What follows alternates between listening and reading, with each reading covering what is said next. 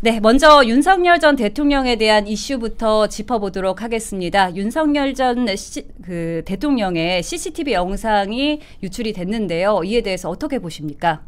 네, 대표님. 일단 추미애 답다.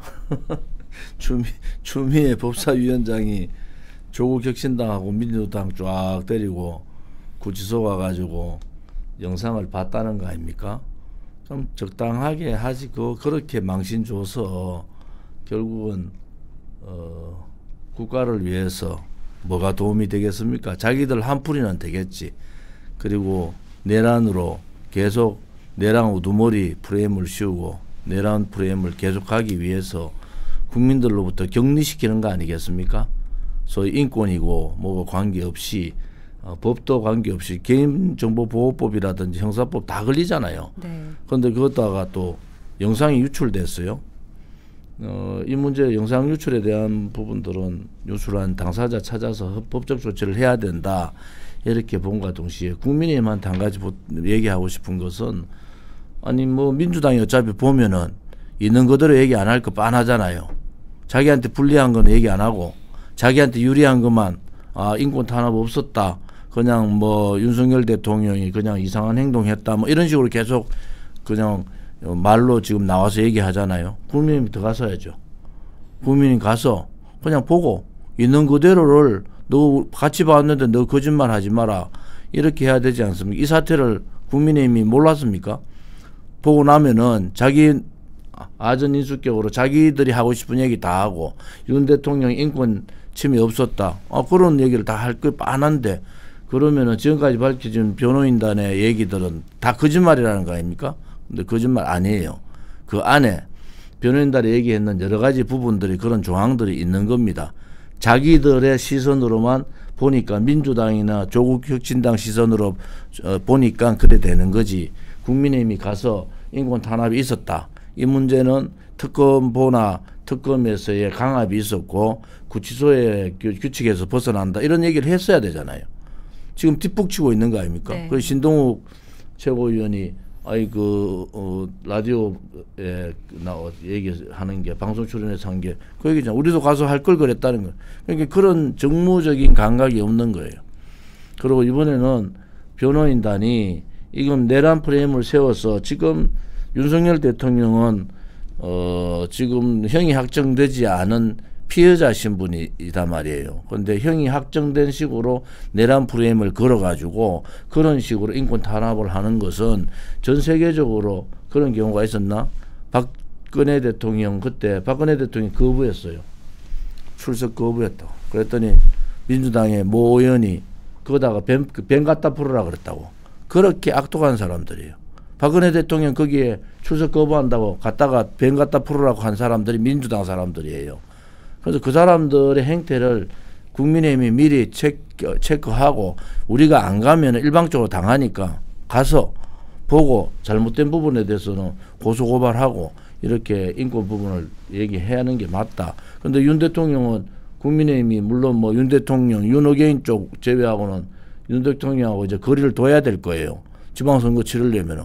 그런데 그런 식으로 인권 탄압을 덮는 것은 그거는 거리두기하고는 다르다 이래 보는 겁니다. 그래서 그런 부분에 있어서는 국민의힘이 좀 더 정무적인 감각들을 좀 가지고 대처를 해라 이렇게 조언을 해주고 싶습니다. 네, 아무래도 악의적으로 편집됐을 가능성에 대해서도 말씀해 주셨는데요. 우리 위원님께서는 어떻게 보십니까? 저는 뭐 이런 장면과 이런 뉴스를 보면서 우리나라가 과연 문명국가인가 이런 생각을 했습니다. 이건 결국에는 누가 봐도 야만 국가에 버금가는 그런 행동이 벌어지고 있다. 그러니까 뭐 트럼프 대통령 같은 경우는 우리나라에서 숙청이 벌어지고 뭐 혁명이 일어나고 있는 것 아니냐 이렇게 의심하고 있는 것 아닙니까? 외국인들이 보기에는 헌법상의 기본권도 보장되지 않는 그러한 국가가 아니냐 이러한 질문이라고 저는 생각합니다.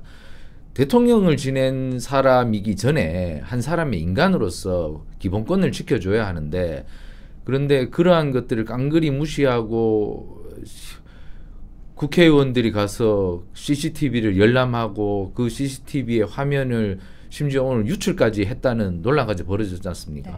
이런 것은 정말 한 사람의 인간으로서 그 지녀야 할 그러한 권리조차 보장하지 못하는 대통령을 지낸 사람도 이렇게 마구잡이로 대하는데 만약에 힘없는 사람이라면 얼마나 지금 국가형벌권이 남용이 되고 있지 않습니까?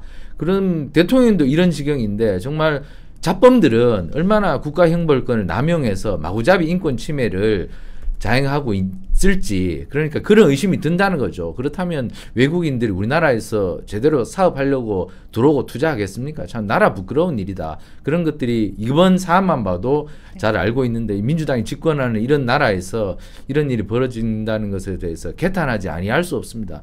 이게 모든 국가형벌권은 사실 인권을 존중하기 위해서 우리 국민 기본권을 찾기 위해서 벌어지고 있는 것인데 그런데 그러한 것을 지키지도 않고 참 해괴한 일이 벌어지고 있는데 이게 교정시설 내에 그 CCTV는 그 함부로 유출되어서도 안 되고 네. 그리고 누가 함부로 열람해서도 안 되는 겁니다. 이건 사실 국가보안시설이고 그렇기 때문에 국회의원이라도 이게 함부로 봐서는 안 됩니다. 근데 이것을 이 국회의원들이 가서 보고 심지어 유출까지 했다는 논란까지 벌어지고 있다는 것은 참 개탄스러운 일인데 더구나 윤석열 대통령은 지금 기결수가 아닙니다. 미결수입니다. 미결수. 네. 미결수라는 것은 헌법상의 무죄 추정의 원칙에 의해서 무죄로 추정되는 사람입니다. 그러니까 이분은 죄가 없는 것으로 추정되어야 되는 것이죠. 그런데 이거 국회의원들이 가서 이분이 그 강제 연행되려고 하는 그 장면에 대해서 CCTV로 열람하고 그 장면을 외부에 유출까지 한다는 것이 이게 뭐 있을 수 있는 일입니까? 이건 상식에 반하는 일인데 저는 사실 이런 뉴스를 보고 뭐 21세기에 이런 일이 대한민국에서 벌어진다는 것 자체가 나라 부끄러운 일이다. 정말 부끄럽고 정말 낯뜨거워서 오늘 이 뉴스를 보는 것이 제가 정말 좀 화가 많이 치밀었습니다. 네, 정말 개탄스러운 일이 아닐 수 없는데요. 지금 대외적인 시선까지 좀 짚어주셨는데 실제로 우리 국민 감정은 어떻게 자극이 될 것 같습니까? 저는 이제 교정 문제에 대해서 한번 우리도 이제 선진국 대열에 들어왔다고 얘기해요. 13대 강국이고 네. 경제 13위, 군사 6위. 그런데 우리 교정 시설이나 교정의 방법은 우리가 미국 영화 같은 거 봤을 때 굉장히 자유롭잖아요. 특별한 지역을 제외하고는. 우리도 바뀌어야 된다. 너무 강압적이다. 그리고 민주당이 지금 그 구치소장을 전격적으로 교체해 버렸잖아요. 네. 말 안 들으면은 바꾸겠다. 그러니까 우리 말 들어라. 이것은 협박이잖아요. 협박. 그런데 그거에 이어가지고 추미애라는 사람이 국회의원들 쭉 끌고 가가지고 그걸 보고 잘했다고 하는 그 법을 공부했다는 사람이 그 상식도 없는 그러한 파렴치한 행위들을 한 거 아닙니까? 국민들은 차곡차곡 채워놓고 있는 거예요. 그래? 그래 뭐 윤석열이 잘못한 거 많아. 그런데 너가 하는 짓거리는 너무 심해.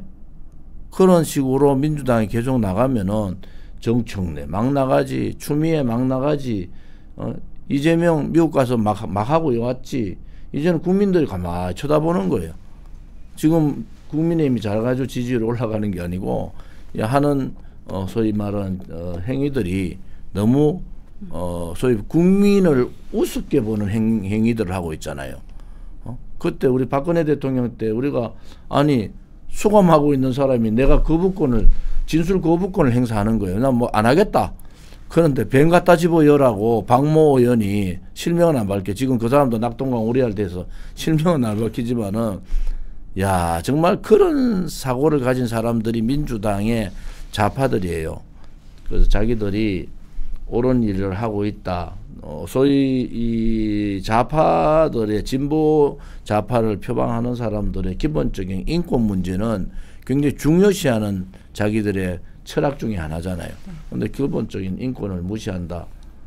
설례로 저렇게 되면은 민주당 쪽에서는 뭐 그러면 윤 대통령이 거부하면 일반 형사 자범들도 다 거부할 수 있다. 거부할 수 있는 게 당연한 겁니다. 거부할 수 있다가 아니고 나는 진술 거부권을 할 수가 있는 거예요. 그런데 그렇게 저렇게 하면은 이제 강압적으로 야 대통령 했던 사람도 우리가 강압적으로 다 할 수 있어. 그러니까 너희들 다 따라와. 이렇게 하는 행태가 되면은 얼마나 교정당국의 행위가 잘못 가고 있겠는가 그런 생각하면은 선을 넘었다. 한마디로 보면 선을 넘었다. 국민의 감정의 선도 넘었다. 이렇게 보는 겁니다. 윤석열 대통령이 잘해서가 아니고 불쌍해서가 아니에요.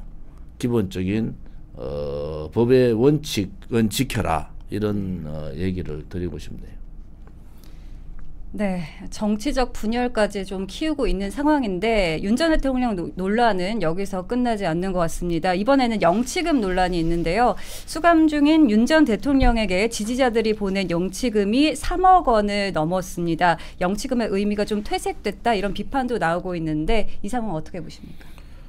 이게 뭐 영치금이 많으면 뭐 문제가 된다고 인식할 수 있겠습니다만은 네. 그러나 지금 윤석열 전 대통령은 대통령 출신입니다. 일반 뭐 보통 사람하고는 다르죠. 대통령이 이분이 거의 과반에 가까운 득표를 갖고 대통령이 된 사람이어서 이분이 일반 수용자와 같다고 보기 어렵습니다. 그렇기 때문에 영치금이 이렇게 많이 들어올 수밖에 없습니다. 여전히 이분에 대한 지지가 남아있고 동의가 남아있기 때문에 이분에 대해서 무언가 내가 동의를 계속 보내고 싶다, 지지를 보내고 싶다는 국민들이 많을 수밖에 없죠.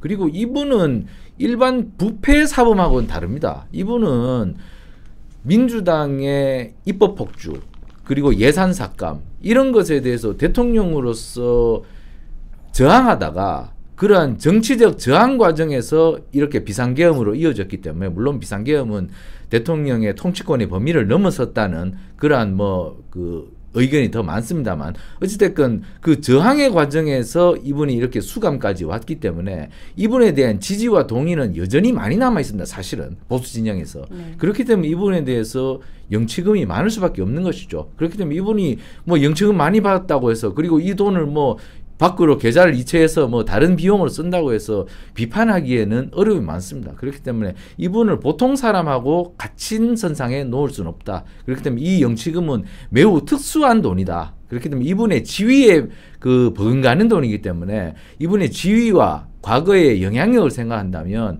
뭐 저는 이것도 적은 것이라고 생각합니다. 그렇기 때문에 이것을 매우 특수하게 봐야지 이분의 영치금을 일반적이고 보편적인 상황하고 비교해서는 안 된다. 그렇기 때문에 이분의 영향력이 아직도 행사되고 있다고 봐야 되기 때문에 이 영향력이 바로 이 영치금으로 나타나는 것입니다. 그렇기 때문에 저는 이것을 이상하다고는 볼 수 없는 것이고 그래서 뭐 윤 대통령이 비록 지금 계엄이라는 무리수를 뒀다고 하더라도 이분이 야당과 강력하게 저항하는 과정에서 헌법재판소도 윤석열 전 대통령이 입법 폭주와 예산 삭감에 대항했던 그 의지는 높이 평가해야 된다고 판시를 했었습니다. 그렇기 때문에 그런 것을 본다면 그리고 대통령이 지금 윤 대통령은 이 모든 것을 정치적 수사로 보고 있습니다. 그리고 정치적 탄압으로 보고 있기 때문에 어찌됐든 이 특수성의 과정에서 영치금이 이렇게 많이 쌓인 것이다. 그렇기 때문에 뭐 돈 많이 벌었네 이렇게 조롱할 것은 아니다. 국민 여러분들께서 이 부분에 대해서는 이렇게 좀 해석을 내리시는 게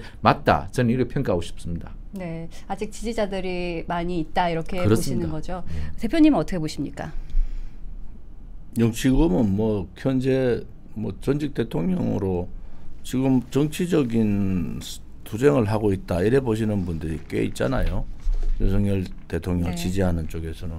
그래서 정치금을 많이 보내고 그것을 뭐 개인 사비로 쓴 게 아니고 변호사비나 치료비 혹은 또 뭐 그런 비용으로 썼다는 거 아닙니까? 근데 영치금을 그 한도가 400만 원인가? 네, 그래서 맞습니다. 400만 원 한도에서 계속적으로 이렇게 80차례에 걸쳐서 빼서 그래 설 수는 있죠. 그게 법적 문제는 안 되는데 저는 뭐 도의적으로는 안 했으면 좋겠다. 영치금 받지 말지 뭘 받으시냐. 영치금을 보내는 분들의 마음은 안타까워서 보내지만 윤 대통령 쪽에서 그냥 막 영치금 같은 거 보내지 마시고 제가 뭐 이어서 언제 나갈지도 모르고 싸울 때 싸우더라도 싸움답게 좀 싸우는 게 안 좋겠느냐 막 그런 입장으로 봐서는 영치금 문제 이런 얘기가 나오는 것이 저는 결코 좋지 않다고 봐요.